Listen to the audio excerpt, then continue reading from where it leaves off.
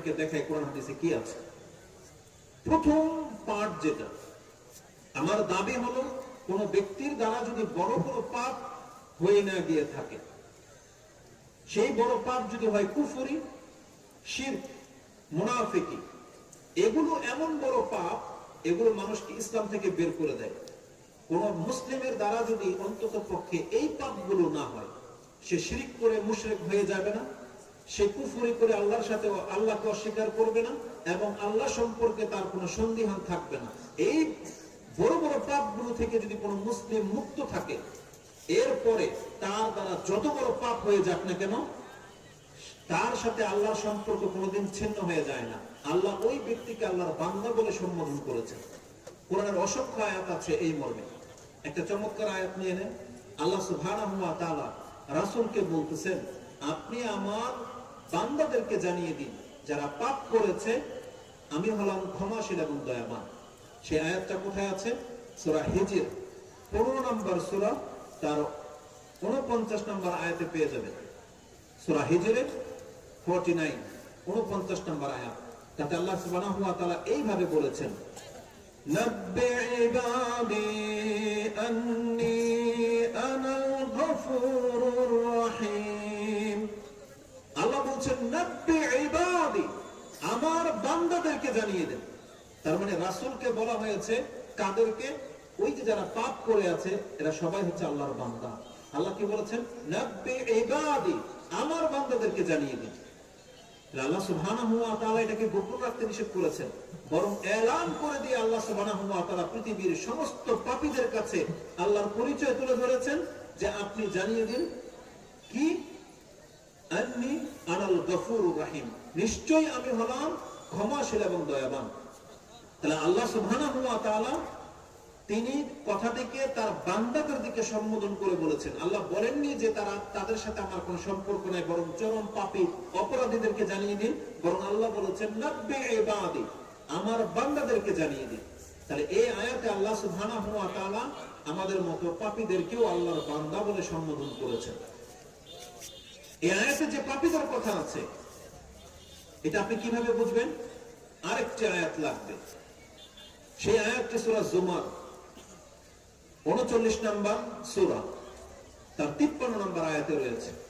সেখানে আল্লাহ সুবহানাহু ওয়া তাআলা বলেন, হে নবী আপনি বলেন, কুল ইয়া ইবাদিয়াল্লাযীনা আসরাফু আলা আনফুসিহিম লা তাকনাতু মির রাহমাতিল্লাহ ইন্নাল্লাহা ইয়াগফিরুয যুনুবা জামিআ ইন্নাহু হুয়াল গফুরুর রহিম। হে নবী আপনি বলেন, কুল ইয়া ইবাদিয়াল্লাযীনা আসরাফু আলা আনফুসিহিম, হে আমার বান্দারা যারা নিজের নফসের উপরে জুলুম করেছে। তাহলে এখানে যারা নফসের উপরে জুলুম করেছে, ইসরাফ করেছে, তাদেরকে আল্লাহ সুবহানাহু ওয়া তাআলা ইয়া ইবাদি, আমার বান্দা বলে সম্বোধন করেছে। তার মানে কোন ব্যক্তির দ্বারা যদি বড় পাপ হয়ে যায়, তার সাথে আল্লাহর সম্পর্ক ছিন্ন হয়ে যায় না। আল্লাহ নিজে বলতেছেন, কুল ইয়া ইবাদিয়াল্লাযীনা আসরাফু, যারা নিজের নফসের উপরে জুলুম করেছো, ইসরাফ করেছো, তুমি আল্লাহর রহমত থেকে নিরাশ হয়ে যেও না। কেন? আল্লাহ সুবহানাহু ওয়া তাআলা বলছেন, ইন্নাল্লাহা ইয়াগফিরুয যুনুবা জামিআ, তোমার জীবনের যত পাপ আছে আল্লাহ ইচ্ছা করলে সমস্ত পাপকে ক্ষমা করে দিতে সক্ষম। কেন? এটা আল্লাহ সুবহানাহু ওয়া তাআলা করবে শুধু আল্লাহর নবীদের সাথে, আল্লাহর ওলিদের সাথে, আরবদের সাথে, সুন্দরদের সাথে, পয়সাওয়ালাদের সাথে না। আল্লাহ কি বলেছেন? এটা কোনো ব্যক্তির চেহারার দিকে তাকানো হয় না, যে কাকে ক্ষমা করা হবে তার চেহারা আল্লাহ দেখেন না, তার অর্থ সম্পত্তিও দেখেন না। এটা আল্লাহর একটা গুণ। মানে আল্লাহ সুবহানাহু ওয়া তাআলা যে আপনাকে আমাকে ক্ষমা করে দিতে সক্ষম, আল্লাহ যে বহু পাপের কারণে আমাদেরকে ধরেন না, ক্ষমা করে দেন, এটা আপনার আমার বৈশিষ্ট্য নয়, বরং এটা হচ্ছে আল্লাহ সুবহানাহু ওয়া তাআলার গুণ, যে তিনি হলেনই ক্ষমাশীল এবং দয়াবান। আল্লাহ সুবহানাহু ওয়া তাআলা যদি ক্ষমাশীল এবং দয়াবান না হতেন, তাহলে আমাদেরকে কোন ব্যক্তি পাপের কারণে শাস্তি থেকে বাঁচাতে পারত না। বরং মুসলিমে ইমাম মুসলিম রাহিমাহুল্লাহ একটা হাদিস কোট করেছেন যে আল্লাহ সুবহানাহু ওয়া তাআলার মর্যাদাটা কি? তিনি বলতেছেন, লাইসা আহাদুন আহাব্বা ইলাইহিল মাদহু মিন আল্লাহ মিন আজলি যালিকা মাদাহা নাফসা। নিজে নিজের প্রশংসিত হওয়াটা আল্লাহর চেয়ে বেশি আর কেউ পছন্দ করেন না। নিজে নিজের প্রশংসা করাটা এটা আল্লাহ ছাড়া আর কোন ব্যক্তি এতটা বেশি পছন্দ করতে পারে না। কারণ আল্লাহ সুবহানাহু ওয়া তাআলা হলেনই প্রশংসিত, তাই আল্লাহ তাই আল্লাহ নিজে নিজের প্রশংসা করেছেন। আমাদেরকে শিক্ষা দিয়েছেন যে কিভাবে আল্লাহর প্রশংসা করতে হবে। আল্লাহ যদি না বলতেন আমরা কি জানতাম যে শুকরিয়া আদায় করতে হয় কিভাবে? আল্লাহ শিখিয়েছেন শুকরিয়া আদায় করতে হয় কিভাবে, কি বলে শুকরিয়া আদায় করতে হয়? আলহামদুলিল্লাহ। আল্লাহ সুবহানাহু ওয়া তাআলা যে ত্রুটি মুক্ত, এটা কিভাবে ব্যক্ত করতে হয়? সুবহানাল্লাহ। আল্লাহ সুবহানাহু ওয়া তাআলা যে মহান, এটা আমরা কিভাবে বলি? আল্লাহু আকবার। তাহলে এগুলো যদি আল্লাহ আমাদেরকে শিক্ষা না দিতেন তাহলে আমরা কোনোভাবেই জানতাম না যে আল্লাহর কিভাবে প্রশংসা, তার বরত্ব প্রশংসা করতে হয়। এটা আল্লাহ আমাদেরকে শিক্ষা দিয়েছে। তারপরের অংশে তিনি বলতেছেন লাইসা আহাদুন আগয়ারু মিনাল্লাহি মিন আজলি যালিকা হারামা ফাওয়াহিশা। আল্লাহ সুবহানাহু ওয়া তাআলার চেয়ে গায়রতওয়ালা আর কোন সৃষ্টি নেই। তার মানে আল্লাহর গায়রত এমন, তিনি যার ফলে আল্লাহ সুবহানাহু ওয়া তাআলা ফাহিশাকে হারাম করেছেন। যত রকমের নোংরামি আছে আল্লাহ এটাকে হারাম করেছেন। আপনি জানেন আল্লাহ সুবহানাহু ওয়া তাআলার গায়রত কেমন? বলা হয়েছে জান্নাতে একজন জান্নাতীকে আল্লাহর পক্ষ থেকে 70, কোন কোন বর্ণনা আসছে 72 জন করে স্ত্রী দান করা হবে, এবং মানুষের মধ্য থেকে, দুনিয়ার স্ত্রীদের মধ্য থেকে 2 জন, আর স্পেশাল ভাবে আল্লাহ সুবহানাহু ওয়া তাআলা 70 জন তাদের জন্য স্ত্রীর ব্যবস্থা করেছেন জান্নাতে। কিন্তু আল্লাহ সুবহানাহু ওয়া তাআলার বরত্ব মর্যাদা কি জানেন?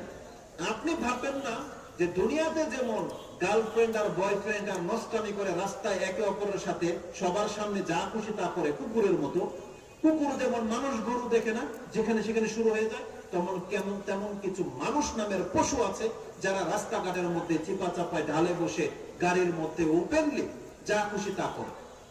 এর হচ্ছে পশুর চরিত্রের। সভ্য মানুষ কোনোদিন এটা করতে পারে না।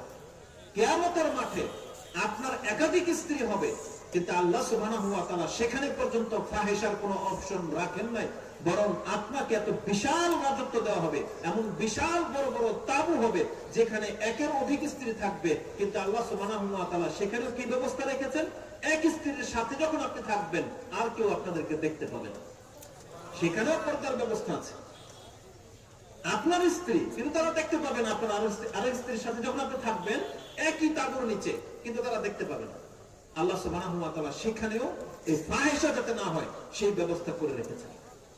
এটা আল্লাহ সুবহানাহু ওয়া তাআলার গায়রত লাগে, কারণ আল্লাহ হচ্ছেন পবিত্র।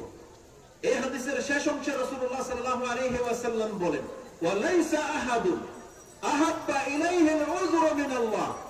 আল্লাহ সুবহানাহু ওয়া তাআলার চাইতে পৃথিবীতে এমন কোন শাসক বিচারক নাই যে মানুষকে ক্ষমা করার জন্য শুধু উযর খোঁজে। বুঝেন, পৃথিবীতে এমন কোন বিচারক নাই আল্লাহর মতো যে মানুষকে ক্ষমা করার জন্য শুধু নুক্তা খোঁজে, ক্লু খোঁজে। এটাকে মেডিকেল সায়েন্সের ভাষায় সম্ভবত ক্লু বলে, আর এমনি হচ্ছে নুক্তা আরেক ভাষায় বলে। আর বাংলায় যেমন কোন একটা কারণ। আল্লাহ সুবহানাহু ওয়া তাআলা পৃথিবীবাসীকে ক্ষমা করার জন্য আল্লাহ শুধু দেখতে চায়, বান্দা তুমি এমন একটা কাজ করো যে কাজের বিনিময়ে আমি আল্লাহ সন্তুষ্ট তোমাকে ক্ষমা করে দিতে পারি, তুমি এমন একটা কাজ করে দেখাও। জানেন আল্লাহ সুবহানাহু ওয়া তাআলা কত ছোট ছোট কাজের বিনিময়ে মানুষকে ক্ষমা করে দেয়। যখন কথা এখানে চলে আসছে বলেই দিই, ইমাম মুসলিম তার 34 নম্বর অধ্যায়ে একটা হাদিস এনেছেন, এবং এটা কিতাবুল বিররি ওয়াস সিলাতে আপনি পেয়ে যাবেন, যেখানে আছে যে একজন ব্যক্তি একটা গাছের ডালকে কেন্দ্র করে আল্লাহ তাকে জান্নাত দিয়ে দিয়েছেন। রাসূলুল্লাহ সাল্লাল্লাহু আলাইহি ওয়াসাল্লাম বলছেন রাআইতুল রাজুলান ইউকাল্লিবু ফিল জান্নাহ ইউকাল্লিবুহা ফিল জান্নাহ। একজন ব্যক্তিকে আমি জান্নাতে নাচানাচি করতে দেখেছি, মানে উলটপালট বা ডান্স করতেছে। মানে কি ভাষায় বলবে এটা? ইউকাল্লিবু ফিল জান্নাহ মানে উৎফুল্লসে, অনেক আমোদ প্রমোদে মত্ত, মানুষ অধিক মাত্রায় খুশি হলে যা করে। বলছে এর কি হয়েছে? তখন জিবরাইল আলাইহিস সালাম সেই ঘটনাটা উল্লেখ করেছেন। মাররা রাজুলে বিহুসনি শাজারাতিন আলা যাহারিত তারিক ফাকালা ওয়াল্লাহি ওয়াল্লাহি লা উনাহকিয়ান্না হাযা আনিত তারিক লা ইউযিল মুসলিমিন। আল্লাহর কসম করে বলতেছি, এই যে গাছের ঢালটার কারণে মুসলিমদের যে কষ্ট হচ্ছে, তিনি বলতেছেন আল্লাহর কসম করে বললাম আমি এই গাছের ঢালটাকে কেটে দেব যাতে মুসলিমদের কষ্ট না হয়। সে কাজটা করেছিল, সুবহানাল্লাহ, ফায়ুদখিলুল জান্নাহ, এই গাছের ডালটাকে কেটে দেওয়ার কারণে আল্লাহ তাকে জান্নাত দিয়ে দিয়েছে। ইমাম মুসলিম সেই হাদিসকে কোট করেছেন। তার মানে আমি আপনাকে দেখাতে চাই, আল্লাহ সুবহানাহু ওয়া তাআলা মানুষকে ক্ষমা করার জন্য শুধু মুক্তা খোঁজে। কোন একটা ভালো কিছু আপনি করে দেখেন, ওটা কবুল হয়ে গেলে আল্লাহ আপনাকে ক্ষমা করে দেবে। রাসূল সাল্লাল্লাহু আলাইহি ওয়াসাল্লাম কি বলেছেন? মান কানা ইউমিনু বিল্লাহি ওয়াল ইয়াউমিল আখির ফালিয়াকুল খায়র আও লিয়াসমুত। যে ব্যক্তি আল্লাহ এবং পরকালে বিশ্বাসী, সে যেন মুখে ভালো কথা বলে অথবা চুপ থাকে। কেন চুপ থাকার কথা বলা হয়েছে? তার রাসূল সাল্লাল্লাহু আলাইহি ওয়াসাল্লামের আরেকটা হাদিসে আপনি যেটা তিরমিজিতে এবং ইবনে মাজাহতে পেয়ে যাবেন, রাসূলুল্লাহ সাল্লাল্লাহু আলাইহি ওয়াসাল্লাম বলছেন, মান সামাতা নাজা। যেই ব্যক্তি চুপ থাকলে সে নাজাত পেয়ে যাবে। তার মানে কোন ব্যক্তি যদি রাস্তাঘাটে বা যে কোনো জায়গায় ভালো কথা বলতে না পারে, সে যদি তার জবানকে বন্ধ করে দিয়ে বসে থাকে, এটাই আল্লাহর কাছে সন্তুষ্ট হয়ে যাওয়ার জন্য যথেষ্ট। আরেকটা বর্ণনায় কি আছে? রাসূলুল্লাহ সাল্লাল্লাহু আলাইহি ওয়াসাল্লাম বলছেন, মান ইসতাতা আইয়াস্তাতিরা মিনান নার। তোমাদের মধ্যে যার পক্ষে সম্ভব জাহান্নামের আগুন থেকে মুক্ত হওয়ার, মিন কাসবিন তাইয়্যিব, তার হালাল ইনকাম থেকে, মিসলা তামরাত, একটা খেজুর পরিমাণ দান করে দিয়ে হলেও সে যেন জাহান্নামের আগুন থেকে বাঁচে। তার মানে কি? তার মানে এই ছোট্ট একটা দান কোন না কোনো ব্যক্তিকে কিয়ামতের মাঠে নাজাত এনে দেবে।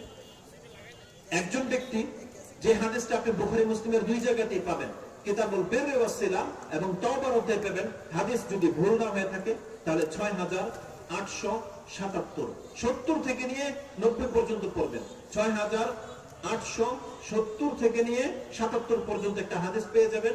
রাসূলুল্লাহ সাল্লাল্লাহু আলাইহি ওয়াসাল্লাম একজন বনী ইসরাইলের ব্যক্তির কথা বলতেছেন, রাজুলান মান কানা সালাফা আও কানা ক্বাবলাকুম।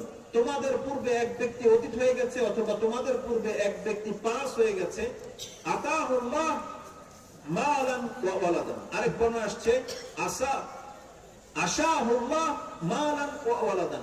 আল্লাহ সুবহানাহু ওয়া তাআলা তাকে ধন সম্পত্তি এবং সন্তান সন্ততি দিয়ে অনেক বেশি মর্যাদাবান করেছে, মূল্যায়ন করেছে। কিন্তু এই ব্যক্তি কি করেছে?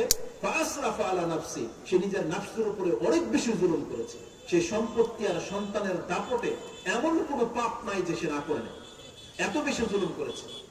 কিন্তু ফালাম্মা হাদারাহুল মাউত, যখন তার মৃত্যু উপস্থিত হয়েছে, সেই ব্যক্তি তিনি তার সন্তানদেরকে ডেকে বলে, ইদা আনা মৃত্যু ফাহরিকুনি সুম্মা ইয়াসহুকুনি। আরেকটা ভাষা আছে। তারপরে তিনি বলেছেন, আমি যখন মরে যাব তোমরা আমাকে জ্বালিয়ে দিবে, জ্বালিয়ে দিয়ে সে হাড় হাড্ডিগুলো পিষে পাউডার করে ফেলবে। সুম্মা ইয়াজরুনি ফিল বাররি ওয়াল বাহর, তারপরে সে পাউডার গুলোকে তোমরা সমুদ্রের কিনারায় গিয়ে যখন ঝড় বাতাস বইবে এই পাউডার গুলোকে উড়িয়ে দেবে। এবং সে তার সন্তানদের কাছ থেকে ওয়াদা নিয়েছিল, ফাখাযা মাওয়াসিকা, তার সন্তানরাও তার সাথে ওয়াদা করেছিল যে ঠিক আছে আপনি মরলে আমরা এটা করব। তবে কেন? তিনি বলতেছেন, লাইন কাদারা আলাইয়া রাব্বি, যদি আমার রব আমাকে ধরে নেয়, তার মানে আমাকে এমন শাস্তি দেবে যে পৃথিবীর আর কাউকে এত শাস্তি দেয়নি, কারণ আমি এত পাপ করেছি। তো মরার সময় তার অন্তরে যে ভয় ঢুকে গেছে যে আল্লাহ যদি আমাকে এখন হাসরের মাঠে ধরে নেয়, তাহলে আল্লাহ সুবহানাহু ওয়া তাআলা আমাকে এমন শাস্তি দেবে, আর শাস্তি, এত শাস্তি কাউকে দেবে না। সে বাঁচার জন্য কি করেছে? বলছে আমি যখন মরে যাব আমাকে জ্বালিয়ে দেবে, হাড় হাড্ডি পিষে ফেলবে, ওই পাউডার গুলোকে উড়িয়ে দেবে যাতে আমার কোনো অস্তিত্বই না থাকে। সে শেষ বয়সে এসে ভয় করে কাজটা করেছিল। সুবহানাল্লাহ। রাসূলুল্লাহ সাল্লাল্লাহু আলাইহি ওয়াসাল্লাম কি বলেছেন জানেন? কিয়ামতের মাঠে ইন্নাল্লাহা আলা কুল্লি শাইইন কাদির, আল্লাহ কি সবকিছুর উপরে ক্ষমতাবান নয়? আল্লাহ সবকিছুর উপরে ক্ষমতাবান। এই ব্যক্তিকে কি করবে আল্লাহ জানেন? রাসূল সাল্লাল্লাহু আলাইহি ওয়াসাল্লাম বলতেছেন, ফাকাল আল্লাহু সুবহানাহু ওয়া তাআলা লিল আরদ, আল্লাহ শুধু জমিনকে বলবে, আদ্দি মা খাসতি, আদ্দি মা খাসতি, হে জমিন তোমার পেটে যে যা কিছু আছে তুমি আমার সামনে জমা করো।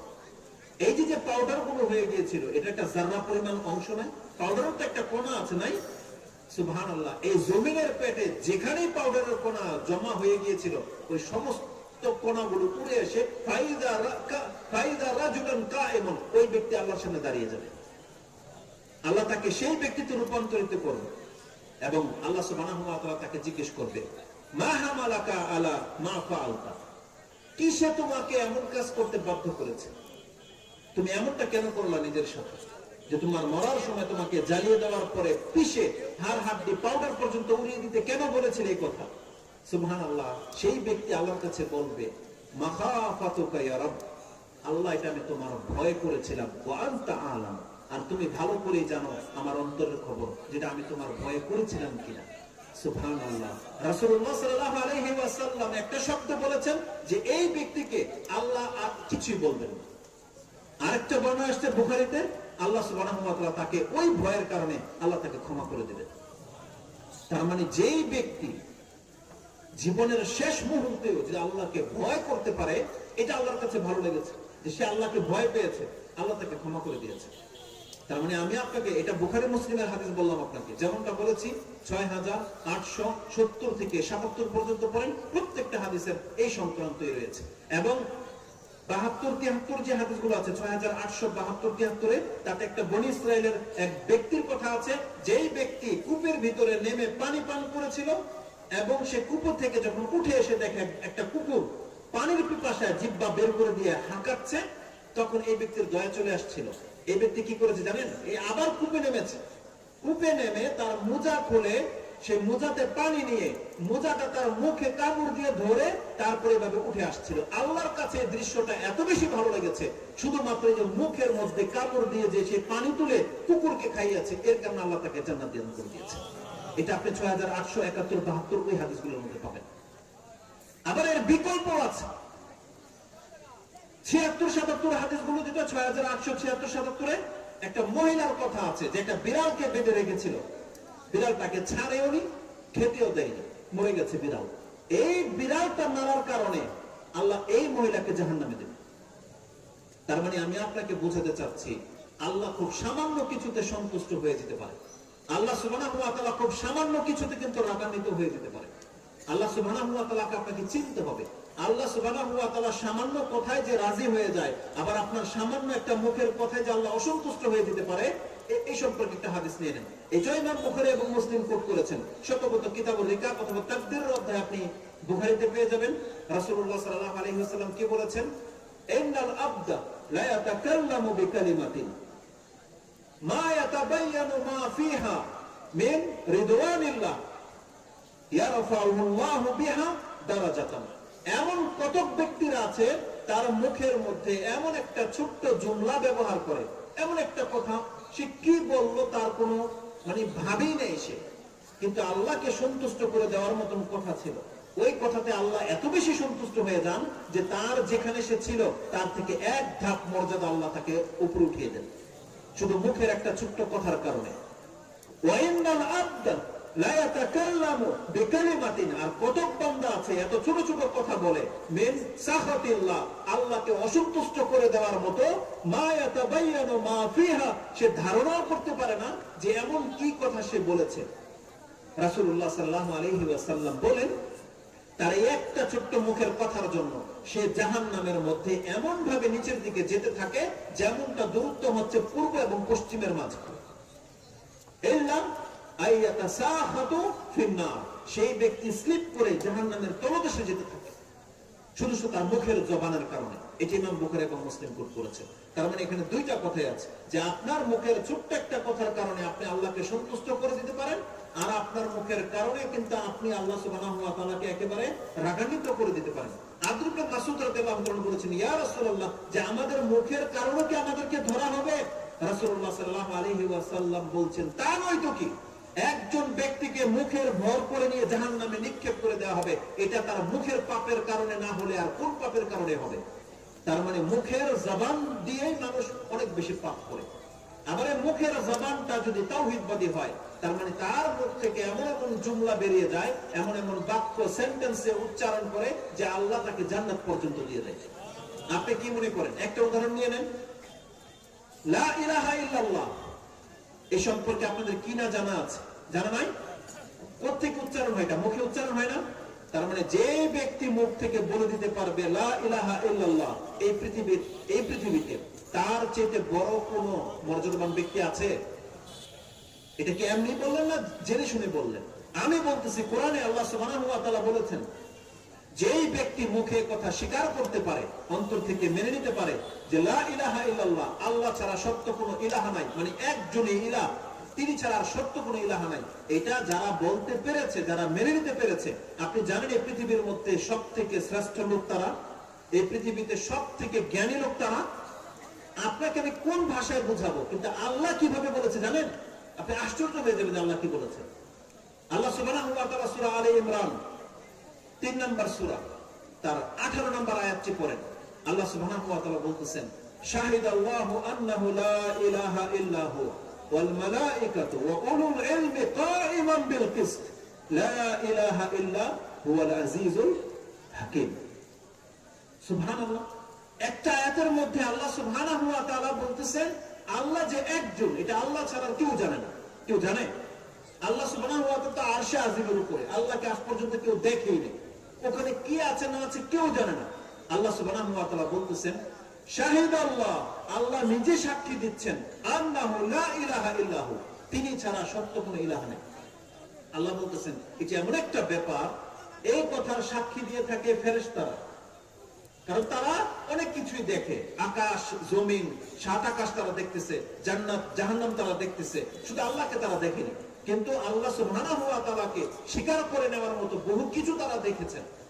আল্লাহ সুবহানাহু ওয়া তাআলা বলেন ওয়াল মালাইকাতু ওয়া উলুল ইলমি কাইমান বিল কিসত, কিন্তু মানুষের বেলায় যখন আসছে আল্লাহ কি বলেছেন? এই কথার সাক্ষ্য দেয় পৃথিবীর মধ্যে ওই ব্যক্তিরা যারা উলুল ইলমি কাইমান বিল কিসত, যারা জ্ঞানে পরিপক্ক। বুঝেন আল্লাহ কি বলেছেন? আল্লাহ বলেছেন যারা ইন্টেলেকচুয়াল পারসন, এদের চাইতে বড় বুদ্ধিজীবী পৃথিবীতে আর কেউ নাই। এরা হলো সেই ব্যক্তি যারা এই কথা বলতে পারে যে না দেখে আল্লাহ ছাড়া সত্য কোনো ইলাহা নাই। আর আপনি কৃষকের সন্তান, আমরা আমাদের পিতা মাতারা হয়তো ভালো কিছু লিখতে পারে না, আমরা গ্রামে জন্ম নিয়েছি, আমরা ভালো কিছু দেখি নাই, অথচ আপনি জানেন না যে আল্লাহর প্রতি ঈমান এনে আপনি কত বড় জ্ঞানের কাজ করেছেন। আরে পৃথিবীতে বহু দার্শনিক জন্মে গেছে, পৃথিবীতে বহু, যেমনটা বলেছি একটা শব্দ ইন্টেলেকচুয়াল পারসন এদেরকে বলে, অনেক বেশি বুদ্ধিজীবী, অনেক সার্টিফিকেট তাদের, এখন পর্যন্ত আল্লাহ ছাড়া সত্য কোনো ইলাহা নাই এটা মানতে পারেনি। কিন্তু আপনার ডিগ্রি ওই পর্যন্ত যায়নি, কিন্তু আপনি মেনে নিতে পেরেছেন। কিয়ামতের মাঠে যখন এটা প্রমাণ হয়ে যাবে, সেই দিন আপনি বুঝতে পারবেন হায় রে, আমি কৃষকের ঘরে জন্ম হয়েও এটা কিভাবে মেনে নিতে পেরেছিলাম। সব থেকে দামি কথা যেটা, সব থেকে মূল বিষয় যেটা, ওটা আমি কিভাবে পেয়ে গিয়েছিলাম। অতএব যারা আল্লাহ সুবহানাহু ওয়া তাআলার প্রতি ঈমান আনতে পেরেছেন, আপনি বলেন আলহামদুলিল্লাহ, কারণ এটাই আপনাকে জান্নাতে প্রবেশ করাবে। এটাকে যদি কোনো ব্যক্তি অক্ষত অবস্থায় রাখতে পারে, আল্লাহ বলছেন এটাই তাকে জান্নাতে পৌঁছে দেবে। কিন্তু এটাকে ঠিক রাখতে হবে। শিরিক করে দিয়ে, মুখের একটা সামান্য কথা দিয়ে আপনি লা ইলাহা ইল্লাল্লাহটাকে ভেঙে দিতে পারেন না। জানেন আমরা কিভাবে ভাঙি? আমার বক্তব্যের টপিকস হচ্ছে দয়া ক্ষমা নিয়ে, কিন্তু একটা কারণে এদিকে চলে আসলাম, যত আসছি একটু বলেই দিই। মুখের পাপ, ছোট ছোট একটা কথা কত বড় পাপ হতে পারে।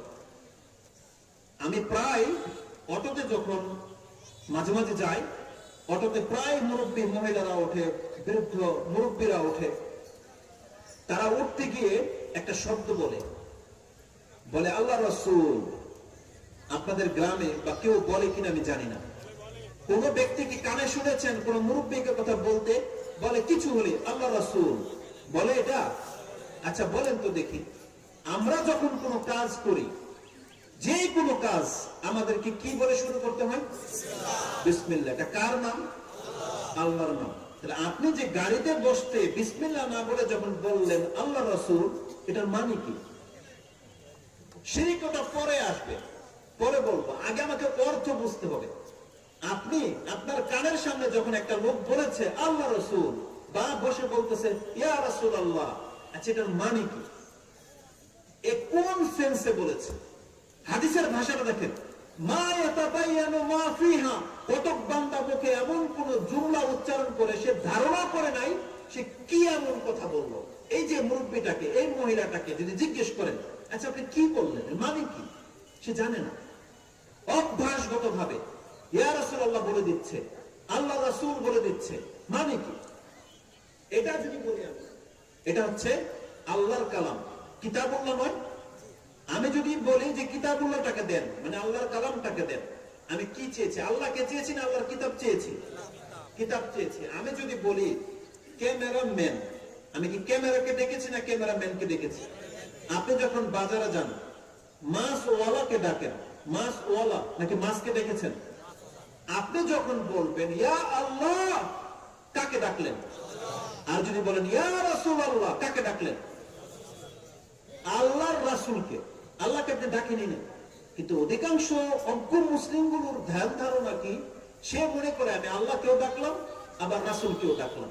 আরে যদি এমনটা হয়ে থাকে তাহলে তো সে নাজাত পাবে না, এটা তো শিরক। আর কোন ব্যক্তি যদি আল্লাহকে না ডেকে যদি বলে ইয়া রাসূলুল্লাহ, তো সে আল্লাহকে ডাকিয়ে নেই। অথচ আল্লাহ কোরআনে কি বলেছেন? তোমাদের রব বলেছেন তোমরা আমাকে ডাকো, আমি তোমাদের ডাকে সাড়া দেব। সূরা গাফির 40 নম্বর সূরা 60 নম্বর আয়াতে পেয়ে যাবেন। আল্লাহ কি বলেছেন? ওয়াকালা রাব্বুকুম উদউনি আস্তাজিব লাকুম, আমাকে ডাকো আমি তোমাদের ডাকে সাড়া দেব। কোরআনে আল্লাহ সুবহানাহু ওয়া তাআলা বলেছেন সূরা জিন 72 নম্বর সূরার 18 নম্বর আয়াতে, ওয়া আন্নাল মাসাজিদা লিল্লাহি ফালা তাদউ মা আল্লাহি আহাদ। আল্লাহকে বলেছেন এই পুরো পৃথিবীর মধ্যে সেজদার জায়গাগুলো হচ্ছে কার? আল্লাহর জন্য। আল্লাহ বলেছেন ফালা তাদউ মা আল্লাহি আহাদ, খবরদার আল্লাহর সাথে অন্য আর কোন একজনকেও ডাকবা না। আপনি যদি আল্লাহর সাথে রাসূলকে লাগান, ইনি একজন কিনা? একজন না, একজন পাঁচজন নয়। আল্লাহ বলেছেন ফালা তাদউ মা আল্লাহি আহাদ, খবরদার আল্লাহর সাথে অন্য কোন একজনকেও তুমি ডাকবা না। কিন্তু আপনি যদি বলেন যে আমি আল্লাহকেও ডাকলাম রাসূলকেও ডাকলাম, এটাই তো শিরক। আর আপনি রাসূলকে কেন ডাকবেন? গাড়িতে বসার সময় ইয়া রাসূলুল্লাহ বলা, এটা কিসের জুমলা? কি বললেন আপনি? মানে কি? আছে কোথায় এর প্রমাণ? তাও নয়, আবার কি বলতেছেন আল্লাহ রাসূল, এটারই বা অর্থ কি? আল্লাহ রাসূল মানে কি?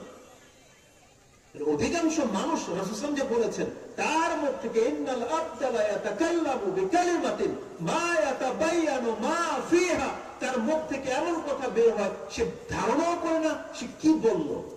এই একটা কথা তাকে জাহান্নামের একেবারে অতল তলে নিয়ে পৌঁছে দেবে, মুখের সামান্য একটা কথা। অতএব আপনার জবানটাকে বড় পাপ মানে শিরক থেকে বাঁচিয়ে রাখেন। এবার আমি আমার দয়ার দিকে আসি। আমি বোঝাতে চেয়েছিলাম আল্লাহ সুবহানাহু ওয়া তাআলা ছোট ছোট বিষয়গুলোকে ফাইন্ড আউট করেন, ছোট ছোট বিষয়। আল্লাহ তাতে এত নেকি রেখে দিয়েছেন, আপনাকে কিভাবে বুঝাবো? এই যে জুমার দিন, একটা হাদিসে কি বর্ণনা আসছে, যেই ব্যক্তি জুমার দিনে গোসল করবে, সকাল সকাল ঘর থেকে বেরোবে, পায়ে হেঁটে আসবে, যা পারে সালাত আদায় করবে, মসজিদে ইমামের কাছাকাছি বসবে, খুতবা শুনবে, সালাত আদায় করবে, তার ঘর থেকে বেরে আসা যত কদম সে মসজিদে দিয়েছে তার প্রত্যেক এক কদমে 1 বছরের কিয়াম, 1 বছরের সিয়ামের নেকি আল্লাহ 1 কদমে দিয়ে দেন। এটা হচ্ছে জুমার দিনের হক, মর্যাদা। তাহলে আপনি ভাবতে পারেন না যে সুবহানাল্লাহ কয়টা কাজ করেছেন। গোসল তো আপনি এমনি করেন, আগে ভাগে বেরোলেন, পায়ে হেঁটে আসলেন, মসজিদে প্রথম দিকে আসলেন, এসে সালাত আদায় করলেন, যতক্ষণ আপনার ইচ্ছা করেন, তারপরে ইমামের কাছাকাছি বসলেন, চুপ থেকে খুতবা শুনলেন, সালাত আদায় করলেন। এগুলো সবই আমরা করি, কিন্তু এগুলো যদি আপনি সূক্ষ্মভাবে নিয়মের মাফিক করতে পারেন, আল্লাহ সুবহানাহু ওয়া তাআলা এক ব্যক্তি 1 বছর কিয়াম করে সিয়াম রেখে যে নেকি পেয়েছে আপনার 1 কদমে আল্লাহ সেটা দিয়ে দেন। আমি আপনাকে বোঝাতে চাচ্ছি যে আল্লাহ আমাদেরকে ক্ষমা করার জন্য, আল্লাহর দয়া আমাদেরকে মাফ করার জন্য কিভাবে কি ব্যবস্থা নিয়েছে। ইমাম মুসলিম রাহিমাহুল্লাহ তার তাহারাতের প্রথম হাদিস 422 নম্বর হাদিস, তাহারাতের প্রথম হাদিস, তাতে কি আছে? রাসূল বলেছেন আত-তাহুরু শাতরুল ঈমান ওয়ালহামদুলিল্লাহি তামলাউল মিজান ওয়া সুবহানাল্লাহি ওয়ালহামদুলিল্লাহি তামলাআন আও তামলা মা বাইনাস সামাওয়াতি ওয়াল আরদ। রাসূল সাল্লাল্লাহু বলেছেন একবার আলহামদুলিল্লাহ বলা মিজানের পাল্লা নেকি দিয়ে ভরে যায়, আর সুবহানাল্লাহি ওয়া আলহামদুলিল্লাহ এটা বলা মিজানের 2টা পাল্লা, এমন কি 7 আকাশ 7 জমি নেকি দিয়ে ভরে যায়। তাহলে আল্লাহ সুবহানাহু ওয়া তাআলা আমাদেরকে ক্ষমা করার জন্য কত কি করেছে। ছোট থেকে বিষয়, আল্লাহ মর্যাদা, আল্লাহর কালাম, আল্লাহর কালামের মধ্যে যতগুলো আয়াত আছে, শুধু আয়াত নয়, শব্দও নয়, আল্লাহ এক একটা অক্ষরের মধ্যে 10 করে নেকি লিখে দিয়েছেন, এক একটা অক্ষর। রাসূল কি বলেছেন? নাকুলু আলিফুন আলিফ লাম মিম হারফুন ওয়ালাকিন আলিফুন হারফুন ওয়া লামুন হারফুন ওয়া মিমুন হারফুন।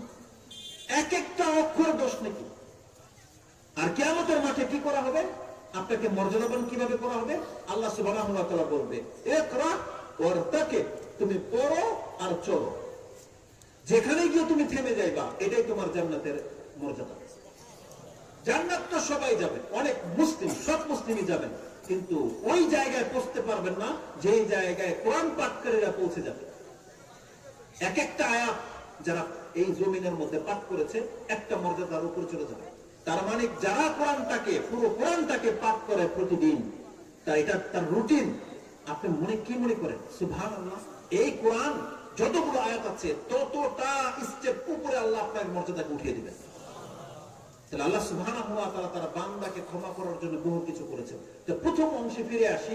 আমি বলেছিলাম যে কোন ব্যক্তি পাপ করলে সে তার সাথে আল্লাহর সম্পর্ক ছিন্ন হয়ে যায় না। আমি এক্ষেত্রে দুইটা আয়াত আপনার কাছে পেশ করেছিলাম, সূরা হিজর 15 নম্বর সূরার 49 নম্বর আয়াত এবং সূরা জুমার 53 নম্বর সূরার 39 নম্বর সূরার 53 নম্বর আয়াত, যেখানে আল্লাহ কি বলেছেন? কুল ইয়া ইবাদি, হে আমার বান্দাদেরকে বলে দেন, লা তাকনাতু মির রাহমাতিল্লাহ ইন্নাল্লাহা ইয়াগফিরুয যুনুবা জামিআ। এই আয়াতের এই অংশটুকুর মধ্যে একটা হাদিস আছে, ইমাম তিরমিজি সেই হাদিস কোট করেছেন। যদি এটা আমার নাম্বার ভুল না হয়ে থাকে তাহলে ইমাম তিরমিজি রাহিমাহুল্লাহ তার 45 নম্বর অধ্যায়, দোয়ার অধ্যায়, হাদিস সম্ভবত 3450 অথবা 3540, ওই 4 আর 5 এর মধ্যে প্যাচ লেগে যায়। আপনি দেখে নেবেন 3540 অথবা 3450।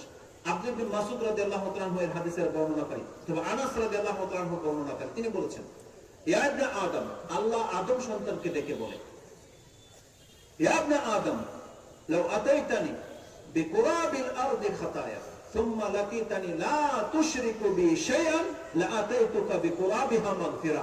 হে আদম সন্তান, তুমি যদি আমার সাথে এমন অবস্থায় সাক্ষাৎ করো যে তোমার পাপ এই পৃথিবী ভরে গেছে, কিন্তু সেই পাপের মধ্যে শিরিক নাই, তুমি আল্লাহর সাথে শিরিক করে আল্লাহর সাথে সম্পর্কটা নষ্ট করো নাই, আল্লাহ বলতেছেন লা আতাইতুকা বিকুরাবিহা মাগফিরা, তাহলে তোমাকে ক্ষমা করার জন্য যেমন পৃথিবী বড় দয়া ক্ষমা লাগবে, আল্লাহ বলছেন আমি পৃথিবী বড় ক্ষমা নিয়ে তোমাকে ক্ষমা করে দেব।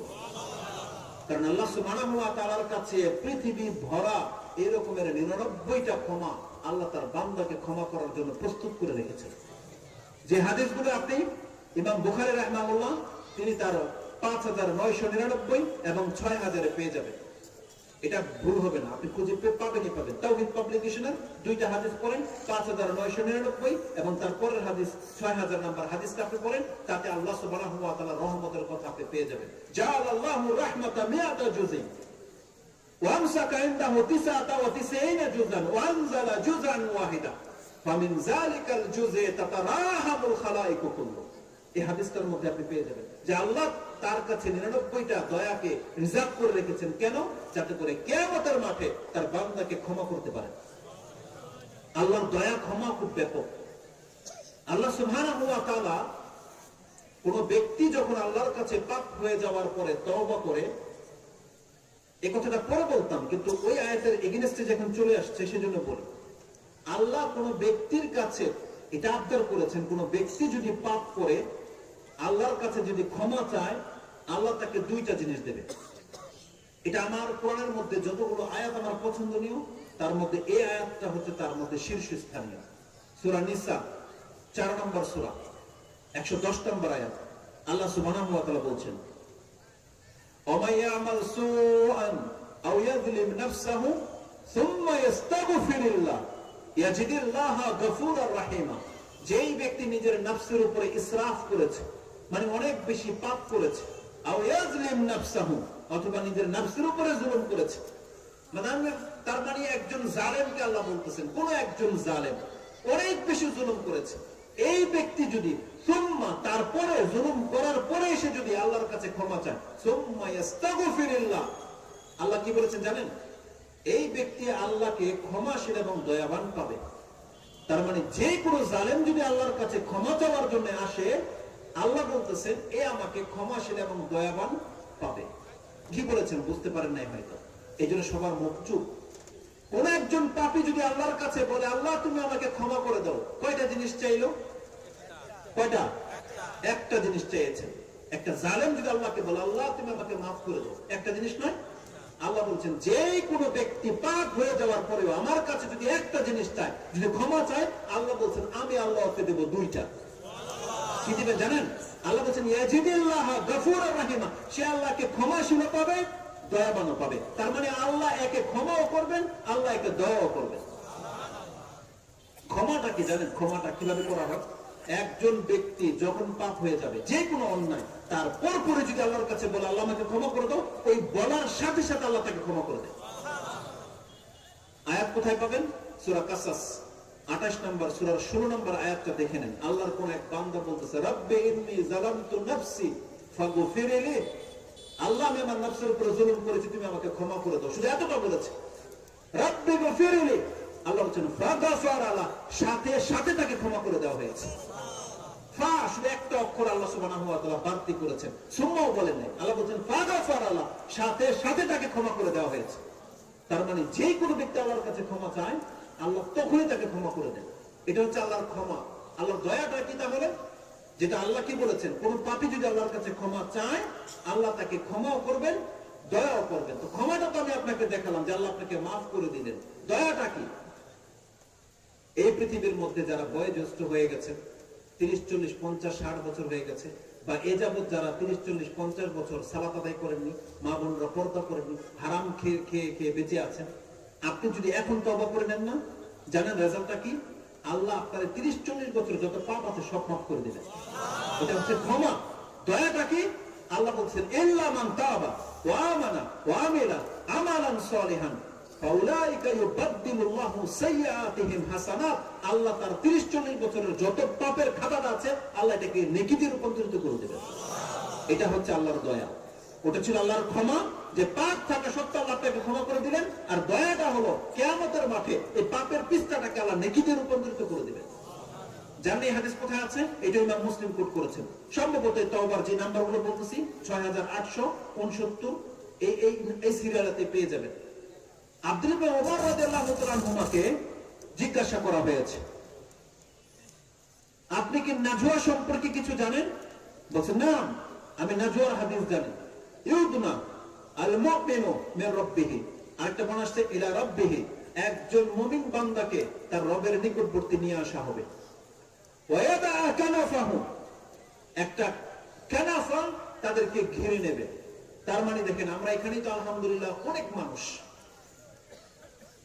এখন কোন একজন ব্যক্তির যদি বিচার শুরু হয়, আরে আপনাদের কথা নাই বললাম, আমি তো বকবক করতেছি, বলতেছি না আমার জীবনে তো অনেক পাপ আছে। আল্লাহ সুবহানাহু ওয়া তাআলা বা বিচারক যদি আমাকে এখানে দাঁড় করিয়ে দিয়ে শুধু স্ক্রিনে যদি দেখাই দেওয়া হয় যে দেখো এই লোকের পাপগুলো কি, বলেন তো আমার রেজাল্টটা কি হবে? আপনাদের সামনে যদি আমার পাপগুলোকে স্ক্রিনে এখন দেখিয়ে দেওয়া হয়, আমার অবস্থাটা কি হবে? শাস্তি দেওয়ার প্রয়োজন আছে? আমি তিনিই মরে যাব। ব্যাপারটা এমন নয়। এর চাইতে বড় লাঞ্ছনাকর কিছু আছে? আমরা বলি আলহামদুলিল্লাহ, মাত্র কয়েকজন বলেন আলহামদুলিল্লাহ। কেন বললাম জানেন? আমরা আমাদের রবকে এখন পর্যন্ত চিনতে পারি না। কিয়ামতের মাঠে আল্লাহ সুবহানাহু ওয়া তাআলা তার মুমিন বান্দাকে এইভাবে কোনদিন কোন একজন মুমিন বান্দাকে আল্লাহ অপদস্থ করবেন না। জানেন কি ঘটবে? এই যে প্রত্যেকটা ব্যক্তিকে আল্লাহ একা একা ডাকবেন, প্রত্যেকটা মুমিন মহিলাকে, প্রত্যেকটা মুমিন পুরুষকে, ওয়ায়াদা কানাফাহু, এবং একটা পর্দা তাদেরকে ঘিরে নেবে। সেখানে শুধু আল্লাহ আর ওই ব্যক্তি থাকবে। লাইসা বাইনাহু ওয়া বাইনাহু তারজুমান, এমনকি আল্লাহ কোন ট্রান্সলেটকারীকেও ডাকবেন না, এমন কোন ফেরেশতাকেও যে ঠিক আছে আমি আমার বান্দার সাথে কথা বলবো, ওকে আরবিটা বুঝিয়ে দাও। আল্লাহ কাউকে সাক্ষী রাখতে চান না। আল্লাহ তার সাথে সরাসরি কথা বলবেন বান্দার ভাষায়, বা আল্লাহর ভাষা বলবে, বান্দা বুঝতে পারবে। কাউকে আল্লাহ রাখবে না সেখানে, একটা কানাফা দিয়ে ঘিরে নেওয়া হবে। কেন? লিয়ুকাররিরুহু, এই বান্দার যত পাপ আছে যাতে করে আল্লাহ তার কাছ থেকে স্বীকার করাতে পারে, দেখতো বান্দা এই পাপগুলো তোর কিনা। সেই ব্যক্তি, প্রত্যেকটা মুমিন ব্যক্তি তো জানে যে পাপগুলো তার হয়ে গেছে, পাপ ক্ষমা হচ্ছে আল্লাহর কাছে। আল্লাহর কাছে বলবে আরিফতু রাব্বি আরিফতু, আল্লাহ আমি জানি সবগুলো পাপ আমার, আমি করেছি। আল্লাহ জান আল্লাহ কি করবেন? সুবহানাল্লাহ। দেখেন আল্লাহ আপনার উপরে ক্ষমা এবং দয়া কিভাবে করেন। আল্লাহ সুবহানাহু ওয়া তাআলা বলেন সাতারতুহা ফিদ দুনিয়া, বান্দা এই পাপগুলো তোর সব গোপন পাপ ছিল, কেউ জানে না তুই এত বড় পাপী। সাতারতুহা ফিদ দুনিয়া, আমি আল্লাহ এটাকে ঢেকে রেখেছিলাম। ও গাফারতুহা লাকাল ইয়াম, আর আজকে আমি তোকে ক্ষমা করে দিলাম। এটা আল্লাহকে পার্সোনাল ডেকে বলবে। এবং ইবনে মাজার ভাষাটা হচ্ছে সেই দিন ওর আমলনামাটাকে আল্লাহ ফোল্ডিং করে দিয়ে ওর ডান হাতে ধরিয়ে দিবে, নেকি দিয়ে রূপান্তরিত করে দিবে। সেই ব্যক্তি পর্দার আড়াল থেকে বের হয়ে আসবে। সূরা আল হাক্কার মধ্যে কি আছে? ফাম্মা মান উতিয়া কিতাবাহু বিয়ামিনিহি, যার ডান হাতে আমলনামা ধরিয়ে দেওয়া হবে, সেই ব্যক্তি পর্দার আড়াল থেকে হাসরবাসীর কাছে এসে কি বলবে জানেন? হা উমকুরাউ কিতাবিয়াম ইন্নী যানানতু আন্নী মুলাকিন হিসাবিয়াম ফাহুয়া ফি ঈশাতির রাদিয়াম। সুবহানাল্লাহ। আল্লাহ সুবহানাহু ওয়া তাআলা সেই ব্যক্তির কথাগুলোকে কোরআনে রেখে দিয়েছেন। আল্লাহ বলছেন যাকে তার ডান হাতে আমলনামা দিয়ে দেওয়া হবে, সেই ব্যক্তি তার আত্মীয় স্বজনের কাছে, হাসরবাসীর কাছে এসে বলবে, হা উমকুরাউ কিতাবিয়া, দেখো আমার কিতাবটা তোমরা পড়ে দেখো, সব নেকি আর নেকি। ইন্নী যানানতু আন্নী মুলাকিন হিসাবিয়া, কারণ আমি আমার রবের সাথে একদিন সাক্ষাৎ হবে, এটা আমি বিশ্বাস রাখতাম। আমি মুনাফিক ছিলাম না, আমি জানতাম যে কিয়ামতের মাঠে আল্লাহর সামনে আমাকে দাঁড়াতে হবে। সুবহানাল্লাহ। এই বিশ্বাস রেখে আল্লাহ কি বলেছেন? রাসূলুল্লাহ সাল্লাল্লাহু আলাইহি ওয়াসাল্লাম থেকে ইমাম বুখারী এবং মুসলিম উভয় তাদের হাদিসের কিতাবে এটা এনেছেন। আল্লাহ কি বলছেন? আনা ইনদা যান্নি আবদি বি, আমি আমার বান্দার ধারণাতে তার সাথে থাকি। আল্লাহ বলছেন আমার বান্দা আমার সম্পর্কে যেমন ধারণা করে, আমি আল্লাহ তার সাথে ওই আচরণই করব। তার মানে প্রত্যেকটা মুসলিমকে আল্লাহ সম্পর্কে ভালো ধারণা রাখতে হবে। আমাদের রব ইনশাআল্লাহুল আজিজ কিয়ামতের মাঠে আমাদেরকে লাঞ্ছিত করবেন না, কিন্তু আমাদেরকে কি করতে হবে? আল্লাহর বান্দা হয়ে থাকতে হবে। আল্লাহর বান্দা হয়ে থাকতে হবে। অতদূরে চলে গেছিলাম যে যারা আল্লাহ সুবহানাহু ওয়া তাআলার বান্দা, তাদের দ্বারা যদি বড় পাপ হয়ে যায়, তারা আল্লাহর বান্দা থেকে খারিজ হয়ে যায় না, তারা আল্লাহর বান্দাই থাকে। আপনার আমার কাজ হচ্ছে আল্লাহর কাছে ফিরে আসা। আরেকটা হাদিস বলি, এটা আরো চমৎকার। এটা আপনি পেয়ে যাবেন 6879 নম্বরে, 6879, এটাতে পাবেন ইনশাআল্লাহ। তাতে কি আছে জানেন? এটা তওবার অধ্যায় আছে। ফিমা ইয়াহকি আন রাব্বিহি আযজা ওয়া জাল, এটা রাসূল সাল্লাল্লাহু আলাইহি সাল্লাম তার রব থেকে সরাসরি নকল করেছেন, তার মানে হাদিসে কুদসি। এটা ইমাম মুসলিম কোট করেছেন। আল্লাহ বলেন, ইন্নাল আবদা ইযা আখতা, কোন বান্দা যখন পাপ করে। আরেকটা বর্ণনা আছে, ইন্নাল আবদা ইযা যামবা, যখন কোন বান্দা পাপ করে। ইন্নাল আবদা বলা হয়েছে, শব্দটাকে মনে রাখেন। আর সেই ব্যক্তি যখন বলে আল্লাহুম্মা গফিরলি যামবি, পাপ হয়ে যাওয়ার পরে বলতেছে আল্লাহ তুমি আমার পাপটাকে মাফ করে দাও। তারপরের জুমলাটা কি জানেন? আল্লাহ সুবহানাহু ওয়া তাআলা দেখে যখন কোন ব্যক্তি পাপ হয়ে যাওয়ার পরে আল্লাহর কাছে ক্ষমা চায়, আল্লাহ তখন বলে না যে কোন এক বান্দা আমার কাছে ক্ষমা চেয়েছে, তখন আল্লাহ বলে আযনাবা আবদি যামবান ওয়া আলিমা আন্না লাহু রিববান ইয়াগফিরু যামবান ওয়া ইয়াখুযু বিযামবি, আমার বান্দা পাপ করে ফেলেছে আর ও এটা জেনে গেছে যে আমার এমন এক প্রতিপালক আছে, আমার রব চাইলে আমার পাপটাকে ক্ষমা করে দিতে পারে, কিন্তু আমার রব চাইলে এই পাপের কারণে আমাকে ধরে নিতে পারে। এটা জেনে যে ব্যক্তি বলে আল্লাহুম্মা গফিরলি যামবি, কারণ আপনি তো তখনই বলবেন আল্লাহর কাছে এই ভয়ে, যেটা আল্লাহ চাইলে আমাকে এখন ধরে নিতে পারে, এই ভয়ে আপনি আল্লাহর কাছে কি বলতেছেন? তার আগে আল্লাহুম্মা গফিরলি যামবি, এই ভয়ে যখন বলেছেন না, আল্লাহ সুবহানাহু ওয়া তাআলা আশ্চর্যিত হয় যে আমার বান্দা পাপ করে ফেলেছে, আর ওইটা ভালো করেই জানে যে তার এমন এক প্রতিপালক আছে যে রব চাইলে ওকে এখন ক্ষমা করে দিতে পারে, যে রব চাইলে ওকে এখন ধরে ফেলতে পারে। এটা বলে দিয়ে কি বোঝাতে চেয়েছেন আল্লাহ? তার মানে আল্লাহকে ক্ষমা করে দেন। তখন এই ব্যক্তি আবার পাপ করে, আবার বলে আয় রাব্বি গফিরলি যামবি, হে আমার প্রতিপালক আমাকে ক্ষমা করো। এইভাবে যখন একজন ব্যক্তির দ্বারা যখনই পাপ হয়ে যায়, তখনই যখন সে আল্লাহর কাছে ক্ষমা চায়, আল্লাহ তখন কি বলে জানেন? এ মাল মাশিদ কাদ গাফারতু লাকা, তুই কর, তোর আমল কি আছে, আমি আল্লাহ তোকে ক্ষমা করে দিলাম। বুঝছেন? এটা আমার শেষ পর্যন্ত বলার উদ্দেশ্য ছিল না, আমি প্রথম দুইটা সেন্টেন্স আপনার কাছে দেখাতে চেয়েছিলাম। আল্লাহ কি বলেছেন? যখন একজন ব্যক্তি পাপ করে, ইন্নাল আবদা, যখন একজন ব্যক্তি পাপ করে কিন্তু যখন ক্ষমা চায়, আল্লাহ কি বলেন? আযনাবা আবদি, আমার বান্দা পাপ করে ফেলেছে। তার মানে পাপ করার পরে কোন ব্যক্তি যদি ক্ষমা চায় আল্লাহর কাছে, তখন সে আল্লাহর বান্দাই থাকে, সে আল্লাহর বান্দা হওয়া থেকে খারিজ হয়ে যায় না। এটা হচ্ছে প্রথম পয়েন্ট যেটা আমি আপনার কাছে বলতে চেয়েছি। এই জন্য যাদের দ্বারা অন্যায় হয়ে গেছে, আপনারা আল্লাহকে বাদ দিয়ে ওই মাজারে, খানকায়, ওই জঙ্গলে গিয়ে আল্লাহকে পাওয়ার খোঁজার দরকার নেই। যেখানে গিয়ে আপনার ওলিদেরকে, আল্লাহর ওলিদেরকে খুঁজবেন এমনটা আল্লাহ বলেননি, বরং আপনি এখন আল্লাহর বান্দাই আছেন, আপনাকে আল্লাহ সুবহানাহু ওয়া তাআলার বান্দা হয়ে থাকতে হবে। এটা আমি আপনাকে দেখাতে চাচ্ছি। তো আল্লাহ সুবহানাহু ওয়া তাআলা বলছেন প্রত্যেকটা বান্দার সাথে আল্লাহর গাঢ় সম্পর্ক আছে। এই কথাগুলো কেন আপনাকে বলতেছি জানেন? অধিকাংশ বক্তব্যের মধ্যে আমরা দেখেছি আমাদের এগেইনস্টে যারা এই ফিল্ডে কাজ করতেছে, তারা শুধু বুজুর্গের, বড়দের কিচ্ছা কাহিনী বলে বলে সারা রাত পার করে দেয়। অমুক বুজুর্গ এটা করেছে, অমুক তমুক বুজুর্গ এটা করেছে। ওই হরিণের কিচ্ছা বলতে বলতে যে একেবারে বুজুর্গের সবকিছু সে শেয়ার করতে থাকে। আল্লাহর বরত্ব, আল্লাহর মর্যাদা শেষ পর্যন্ত আর উঠাই হয় না। জানেন আমাদের রেজাল্ট কি হয়েছে? আমার নিজের কান শুনেছে এটা। আমার উস্তাদ শেখ মতিউর মাদানী হাফেজাউল্লাহ, যারা চিনেন তো চিনেন, আনলে জেনে নেন। তার দার্সে যখন বসেছে কোন একটা ক্যাম্পে, একজন ব্যক্তি শেখকে প্রশ্ন করেছে যে শেখ আব্দুল কাদের জিলানী বড় না মুহাম্মদ সাল্লাল্লাহু আলাইহি ওয়াসাল্লাম বড়? আচ্ছা, কে বড় এটা প্রশ্ন করে এই ব্যক্তির মাথার মধ্যে এই প্রশ্ন কেন আসলো? আব্দুল কাদের জিলানী বড় নাকি মুহাম্মদ সাল্লাল্লাহু আলাইহি ওয়াসাল্লাম বড়? এই প্রশ্ন ওর মাথায় কেন আসলো বলেন? কেন আসতে পারে? এটার মূল কারণ কে? এটার মূল কারণ আমরা। কারণ আমরা বাড়াবাড়ি করতে করতে আব্দুল কাদের জিলানীকে এমন জায়গায় পৌঁছে দিয়েছি, যার ফলে এই ব্যক্তি ধোঁকা খেয়ে গেছে। কেন সে প্রশ্ন করবে না, যখন আপনি তাকে শিক্ষা দিয়েছেন যে আব্দুল কাদের জিলানী রাহিমাহুল্লাহর নাম বিনা ওযুতে নেওয়া যায় না, নিলে আড়াইটা কসম পড়ে যায়। শুনেন নাই জীবনে? যার নামের গুণে আগুন হয়ে যায় পানি। সুবহানাল্লাহ, শুনেছেন এটা? যেই ব্যক্তি নাকি তার মুরিদকে 12 বছর পরে জিন্দা করেছে, এগুলো কি প্রচার হয় নাই? তার মানে যেই ব্যক্তি এটা জানলো, সুবহানাল্লাহ, আমি যখন জানবো যে ওনার নাম বিনা ওযুতে নেওয়া যায় না, আর মুহাম্মদ সাল্লাল্লাহু আলাইহি ওয়াসাল্লামের নাম তো যখন তখন নিতে পারি, তো আমার মাথায় একটা প্রশ্ন জাগবে না যে বড় কে? আরে আল্লাহ সুবহানাহু ওয়া তাআলার নাম আমরা নিচ্ছি, পাক পবিত্র, কিছুই লাগে না, আর যার নাম বিনা ওযুতে নেওয়া যায় না, আরে আলহামদুলিল্লাহ যে ও প্রশ্ন করে নাই যে বড় কে, আল্লাহ নাকি আব্দুল কাদের জিলানী। নাউযুবিল্লাহ মিন যালিক। এটা হওয়া উচিত ছিল না।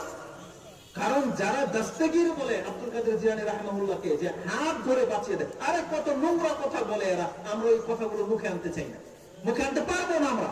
এত জঘন্য তাদের আকীদা। আপনি যদি মুসলিম হয়ে থাকেন, আপনার হিতাহিত জ্ঞান কাজ করে না যে আপনার রব, যিনি বিশ্ব জগতের পালন কর্তা, যিনি সবকিছুকে সৃষ্টি করেছেন, তার নাম আপনি নিতে পারেন যে কোনো অবস্থায়। আর কিভাবে মিথ্যা রটায়, আপনার সামনে দিয়ে আইসক্রিমের গাড়ি যায় আর টেপ রেকর্ডার বাজাই দিয়ে যে আমার মুর্দাকে জিন্দা করে কে বলে আমার খাজাজি করে। আরে আপনারা নিজেদেরকে মুসলিম বলে দাবি করেন, অথচ এই ব্যক্তিকে বলেন না যে তুই এটা কি বাজাবি, এর মানে কি, অর্থ কি? এটা মুর্দাকে জিন্দা করে কে? আল্লাহ নাকি খাজা? কে করে? তাহলে আল্লাহ করে, ওর গান বলতেছে খাজা করে। এইভাবে যখন একটা ব্যক্তি সব সময় চর্চা করে, তাহলে ওর কাছে বড় কে হবে? আল্লাহ হবে না খাজা হবে? রেজাল্টটা তাই। এই জন্য আমরা বলতে চাচ্ছি আল্লাহর বরত্ব, আল্লাহর মর্যাদা কি, আল্লাহর সাথে আপনার সম্পর্ক কি, আপনাকে সেটা শিখতে হবে। কেন বললাম জানেন? আচ্ছা, একটা টেস্ট হয়ে যাক।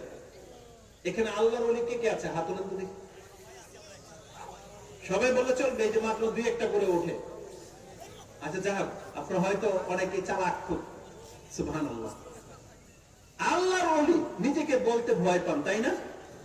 আচ্ছা, মসজিদের ইমামকে কোন ব্যক্তি কোন দিন এসে পাও ধুয়ে দিয়েছিলেন? আপনার মসজিদের ইমামকে।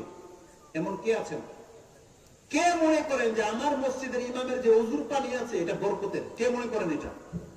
কেউ নাই? আচ্ছা, কে আছেন মসজিদের ইমামের কাছে এসে বলেছেন যে হুজুর আমি 5 বছর হয়েছে বিয়ে করেছি, বাচ্চা হয় না, আপনি একটু ব্যবস্থা করে দেন? কে বলেছেন? আচ্ছা, কেউ বলেন নাই। ওই যে যারা প্রথম কাতারে থাকে, মুরব্বী, যে দাড়িগুলো সাদা হয়ে গেছে, মাথায় টুপি, যারা 5 ওয়াক্ত সালাত করে, একে রাস্তায় ধরে কোনদিন কে কথা বলেছিলেন? কোন ব্যক্তি বলেন যে একজন মুরব্বী সমাজের হালাল খায়, 5 ওয়াক্ত সালাত আদায় করে, তাকে কি ধরে বলেছিলেন যে আমি তো 5 বছর ধরে বিয়ে করেছি, আমার বাচ্চা হয় না, আপনি একটু ফুল দিয়ে দেন? বলেছিলেন? কেন করেন নাই?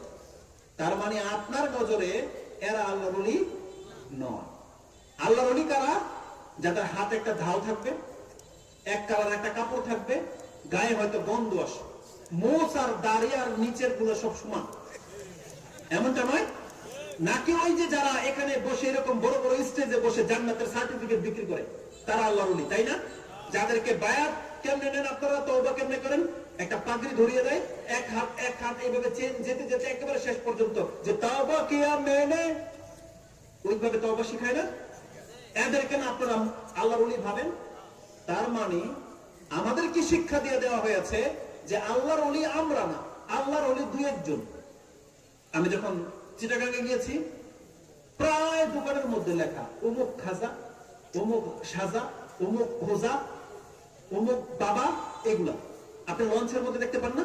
সবগুলো অমুক শাহ, তুমুক শাহ, অমুক প্রাণ, তুমুক প্রাণ। কেন এটা কেন? বলা হয় যে 12 আউলিয়ার দেশ নাকি বাংলাদেশ। তা আমি বললাম যে বাংলাদেশে শুধু 12 জনই মুসলমান?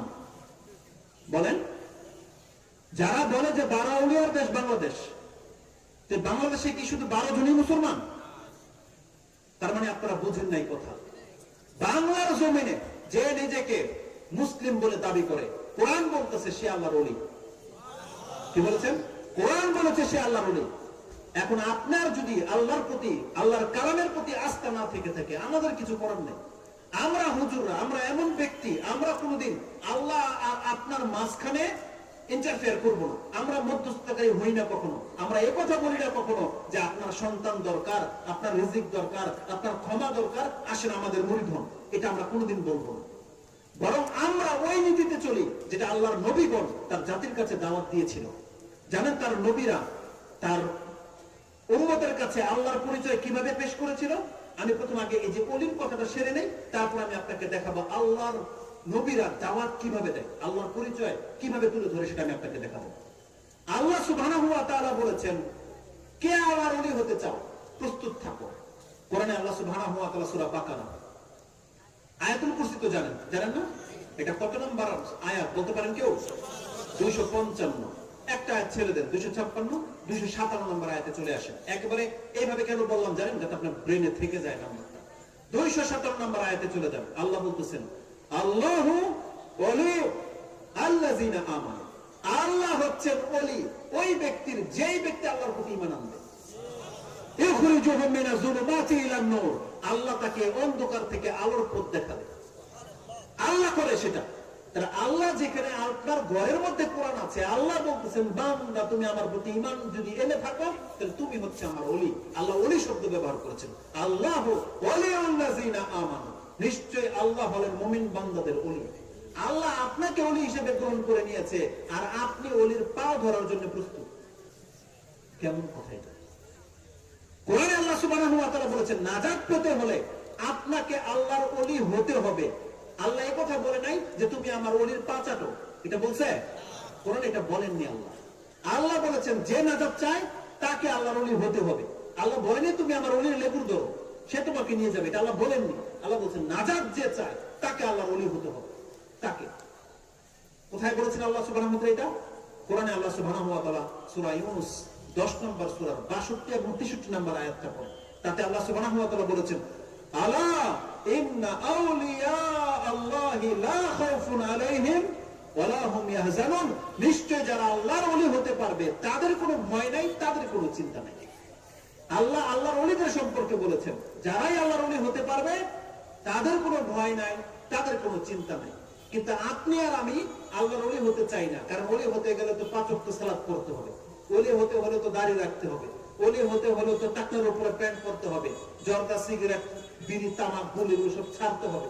ওলি হলে তো মিথ্যা বলা যাবে না, ওলি হলে তো অন্যের জমিনের মধ্যে ঢোকা যাবে না, ওলি হলে তো জেনা করা যাবে না, ওলি হলে তো মদ খাওয়া যাবে না। এগুলো সব যখন জানেন যে আমি তো এগুলো পারবো না, তাহলে যেই ও আল্লাহর ওলি যে পারে, আমি তার পা ধরে পানি দিই, পানি খাই, তারকে সাজদা করি, তার কাছে গিয়ে ধন্যা ধরি, সে আমাকে মুক্ত করে নিয়ে যাবে। কোরআনে এটা কোথাও বলা হয় নাই, বরং বলা হয়েছে নাজাত যে চায় ওলি তাকে হতে হবে। আপনাকে আল্লাহর ওলি হতে হবে, আপনাকে আল্লাহর প্রতি ঈমান আনতে হবে। কারণ আল্লাহ সুবহানাহু ওয়া তাআলা সিম্পল ভাবে দুইটা শব্দ দিয়ে বলে দিয়েছেন কে আল্লাহর ওলি। বাতিলপন্থীরা শুধু ওই এতটুকুই বলে, আলা ইন্না আউলিয়া আল্লাহি লা খাউফুন আলাইহিম ওয়া লা হুম ইয়াহজানুন, যারা আল্লাহর ওলি তাদের কোনো ভয় নেই, তাদের কোনো চিন্তা নেই। এতটুকু কেন বলে জানেন? যাতে আপনি ওলির মুরিদ হন, সেজন্য। কিন্তু আল্লাহ সুবহানাহু ওয়া তাআলা তার পরের আয়াতে বলে দিয়েছেন, তারা আল্লাহর ওলি হয় কিভাবে? আল্লাহ বলছেন, আল্লাযীনা আমানু ওয়া কানু ইয়াত্তাকুন, নিশ্চয় যারা আল্লাহর প্রতি ঈমান আনে এবং আল্লাহকে ভয় করে চলে, এই ব্যক্তি হচ্ছে সে আল্লাহর সেই ওলি, যার কোনো ভয় নেই, যার কোনো চিন্তা নাই। তাহলে আমরা প্রত্যেকটা মুসলিম হচ্ছে আল্লাহর ওলি। এটা আমি কেন বলেছি জানেন? ওই যে আগের কথায় ফিরে আসেন, যাদের দ্বারা পাপ হয়ে গেছে, অন্যায় হয়ে গেছে, যারা আল্লাহ সুবহানাহু ওয়া তাআলাকে খুঁজে নাকি পান না, আপনাদেরকে কি মেসেজ দেওয়া হয়? যারা পীরের মুরিদ বানায়, যাদের খানকার মধ্যে আপনাদেরকে ডাকে, কি মেসেজ দেওয়া হয়? আপনি সাধারণ মানুষকে আল্লাহকে পাবেন। আপনার সিঁড়ি, ছাদে যে ওঠেন, সিঁড়ি লাগে না? ছাদে উঠতে তো সিঁড়ি লাগে। আপনি প্রধানমন্ত্রীর কাছে যাবেন, এমপি মন্ত্রী ছাড়াই চলে যাবেন সরাসরি প্রধানমন্ত্রীর কাছে, বলে কিনা এইভাবে? এইভাবে বলে। কিন্তু এরা আল্লাহ সুবহানাহু ওয়া তাআলার মর্যাদাটাকে এতটা খাটো করেছে। কোরআনে আল্লাহ সুবহানাহু ওয়া তাআলা সূরা নাহল 16 নম্বর সূরা 72 নম্বর আয়াতে সম্ভবত আল্লাহ বলেছেন, ফালা তাদরিবু লিল্লাহিল আমসাল, খবরদার তোমরা আল্লাহর ক্ষেত্রে কোনো एग्जांपल পেশ করবে না। আল্লাহর ক্ষেত্রে কোনো एग्जांपल চলবে না। আল্লাহ কি সামিয়া না যে আল্লাহর কাছে পৌঁছতে গেলে আপনার সিঁড়ি লাগবে? আল্লাহ সুবহানাহু ওয়া তাআলা কোনো एग्जांपल পেশ করতে নিষেধ করেছেন। বরং রাসূলুল্লাহ সাল্লাল্লাহু আলাইহি ওয়াসাল্লাম আমাদেরকে সংবাদ দিয়েছেন, আল্লাহ সুবহানাহু ওয়া তাআলা প্রত্যেকটা ব্যক্তির অত্যন্ত নিকটে থাকে। আল্লাহকে পাওয়ার জন্য আপনাকে যেতে হবে না, বরং আল্লাহ আপনাকে টেনে নেবেন, বা আল্লাহ নিজে আপনার সামনে আসবেন। দেখাবো আপনাকে হাদিস, 4টা হাদিসের নাম্বার আপনি মুখস্থ করে নিয়ে যান। তাওহীদ পাবলিকেশনের মধ্যে পেয়ে যাবেন, আর হাদিস ফাউন্ডেশনে মুসলিমে পেয়ে যাবেন।